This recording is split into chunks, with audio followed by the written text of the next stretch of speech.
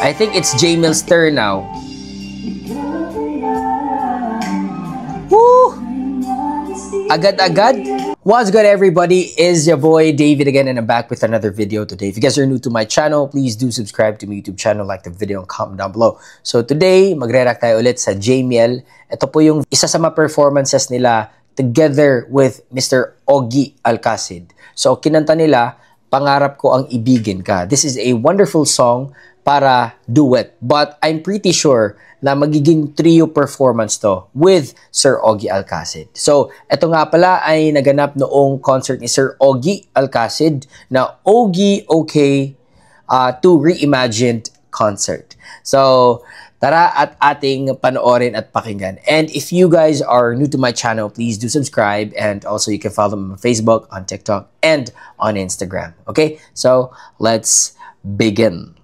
Please welcome, they are called Jamil, Jamil de la Serna, and Mariel Montelian. Nice. Uy, ayun na sila. Lumabas. Asan mga Jamil? Woo!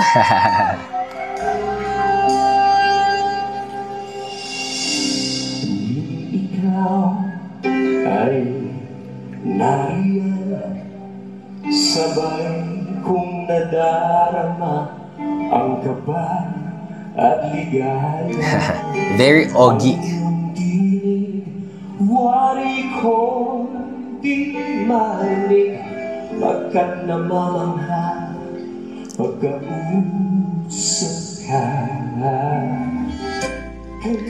Alam nyo, I'm very happy kasi nakikita natin ngayon. I think this only proves na they're one of the most sought after na artists today. Nakaka-proud yan.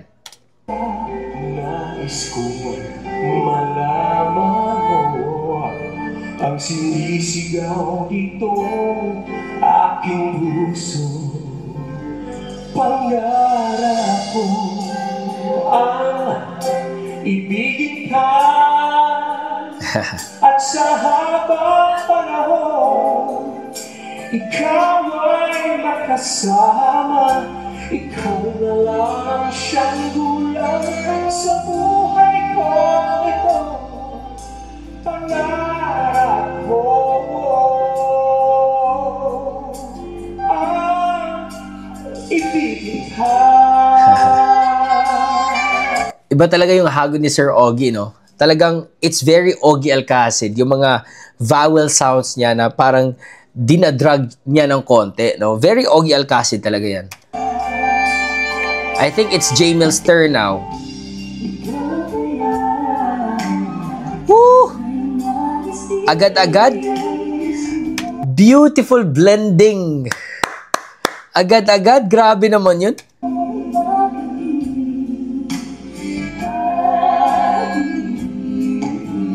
Sheesh!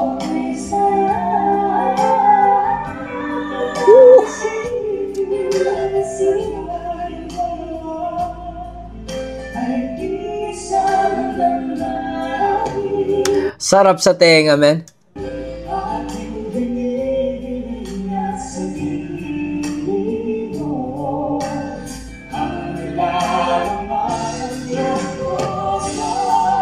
Nice.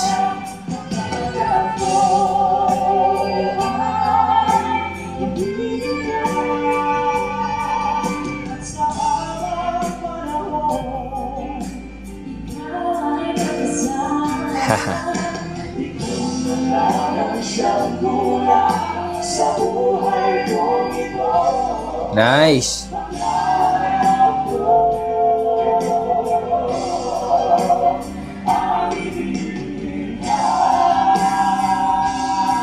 And I have to say this, very versatile din in terms of vocal placements at saka yung mga blending, no? Yung harmonization. Isa din si Sir Ogie dyan, no? Very underrated artist. Akala natin composer lang siya, but very underrated singer, no?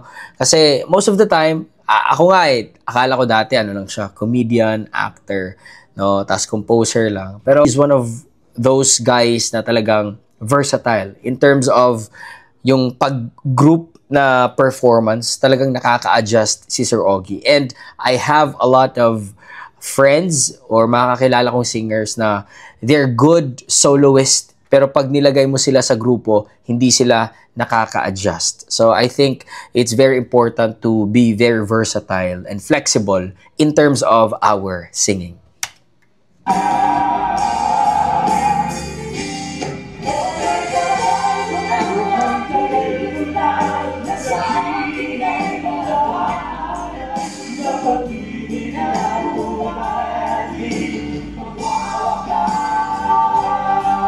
So lower octaves is our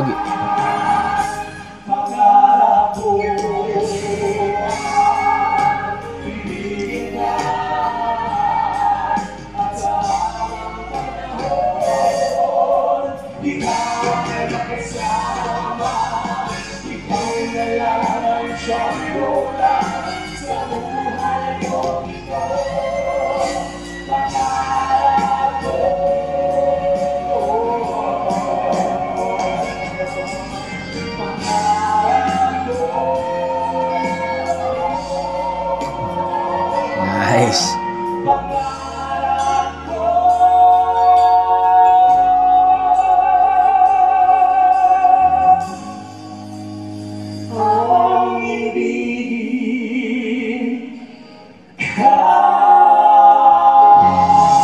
Linis. Nice. Ang linis. Ha ha ha. Nice. Nice. Woo. Nice. Ang galing. Anyway, I think the common denominator between the three of them, no, magagaling silang soloist, no. I think the common denominator is they have this orientation na magagaling sila sa harmony, no.